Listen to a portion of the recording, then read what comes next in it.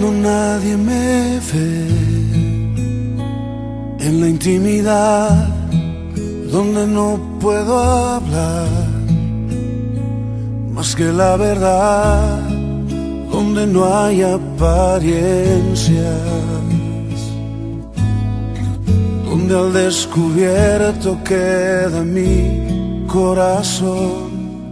Allí soy sincero,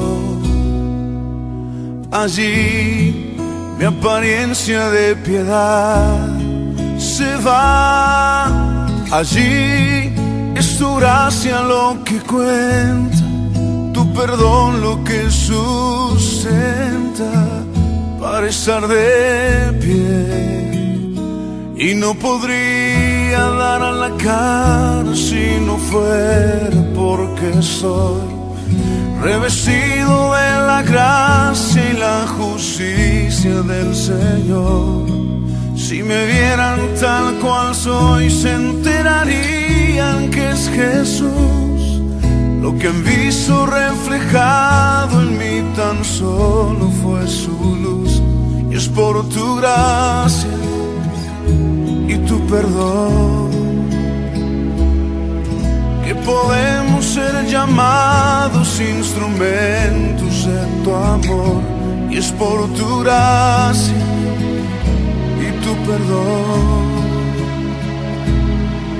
Mi justicia queda lejos de tu perfección, y no podría dar la cara si no fuera porque soy revestido de la gracia y la justicia del Señor. Si me vieran tal cual soy, se enterarían que es Jesús. Lo que han visto reflejado en mí tan solo fue su luz. Y es por tu gracia y tu perdón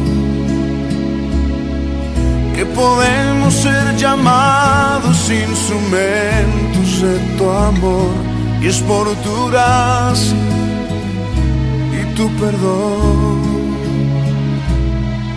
Mi justicia queda lejos de tu perfección.